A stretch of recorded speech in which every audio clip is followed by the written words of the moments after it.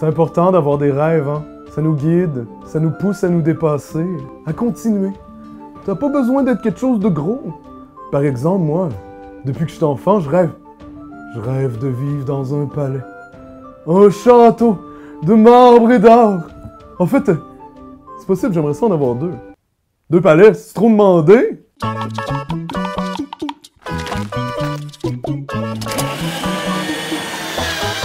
L'Ambition des rois est un jeu de cartes qui joue à 2 joueurs en près de 20 minutes. Le concept au cœur du jeu est tout simple. Ça ressemble à un genre de roche-papier-ciseaux, mais avec des cartes, des ressources, un paquet de héros, un empire à construire. Ça ressemble pas tant que ça, finalement.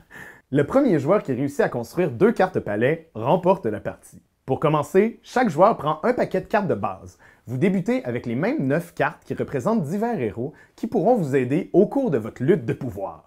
Le bandit, le chevalier, le roi, la cuisinière, etc. Mélangez l'ensemble des 4 royaumes et placez en 5 faces visibles pour constituer le marché. Le reste de la pile est placé juste à côté. Mettez ici les 3 cartes palais et désignez un premier joueur au hasard. Ma petite vache a mal aux pattes, tirons-la par la queue, elle ira bien mieux. Le premier joueur commence avec un jeton ressources dans sa réserve personnelle, soit de la nourriture, soit de l'or au choix. De l'or, ça se mange pas, mais la bouffe, c'est tellement pas noble. Dilemme! Le deuxième joueur, lui, hérite d'un jeton nourriture et d'un jeton or. On peut maintenant commencer à jouer. À tour de rôle, les joueurs auront l'occasion d'acheter des cartes, puis d'attaquer leur adversaire pour gagner et accumuler des ressources. Le premier joueur est considéré comme l'attaquant pour le premier tour. L'autre est donc défenseur. La première étape d'un tour est le développement. Lors de cette étape, le joueur attaquant seulement peut acheter une carte au centre en payant son coût en ressources indiquées ici. Il peut acheter des citoyens qui donnent instantanément un certain nombre de ressources, des bâtiments qui donnent des ressources à chaque tour ou des objets qui changent certaines règles du jeu. S'il n'achète rien ici, l'attaquant peut aussi dépenser 2 ressources au choix pour aller piocher la première carte de la pile Amélioration. Cette carte est une version plus avantageuse d'une de ses cartes de base qu'il peut maintenant remplacer dans sa main. Le joueur attaquant peut aussi décider de ne rien développer ce tour-ci pour économiser ses ressources pour plus tard. On passe alors à la deuxième étape, le combat! Le joueur attaquant choisit en secret 3 cartes de sa main à jouer ce tour-ci. Le joueur défenseur va faire de même et vous allez voir, c'est là qu'il y a un petit côté roche-papier-ciseaux. Lorsque les cartes sont révélées, vérifiez les symboles en haut à droite de chaque carte. Le joueur défenseur peut bloquer les cartes de l'attaquant s'il a joué les cartes avec le même symbole. Par exemple, le défenseur a joué le bandit et l'attaquant aussi. Il peut donc bloquer cette carte. Désolé, pas de cambriolage ce tour-ci. Bye bye!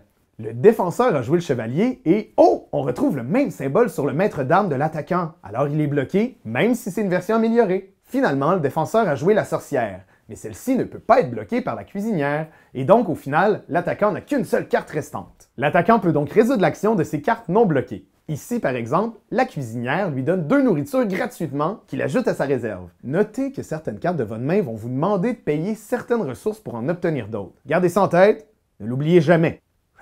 Les 2 joueurs reprennent alors leurs 9 cartes en main, puis, pour terminer le tour, le joueur attaquant a le droit de développer une nouvelle carte comme précédemment. Il peut acheter quelque chose ici, améliorer une carte ou acheter un palais. N'oubliez pas les palais. Après tout, ce sont vos objectifs. Il faudra économiser longuement pour les obtenir, mais un jour, oui un jour, tu seras à moi, mon petit palais.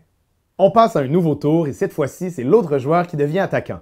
Remettez des cartes au centre pour qu'il y ait 5 cartes royaumes face visible et le nouvel attaquant peut procéder avec son tour de développement, choix de cartes pour le combat, crise de rage parce que tous ses projets ont été bloqués, développement, fin de tour, etc. Notez que si vous avez acheté des cartes bâtiments qui vous rapportent des revenus, vous n'en bénéficierez que lors de votre tour en tant qu'attaquant. Le tout se poursuit jusqu'à ce que l'un des joueurs ait construit 2 palais. Il est alors désigné grand vainqueur et peut procéder à une danse de la victoire selon la mode actuelle en termes de mouvements stylés.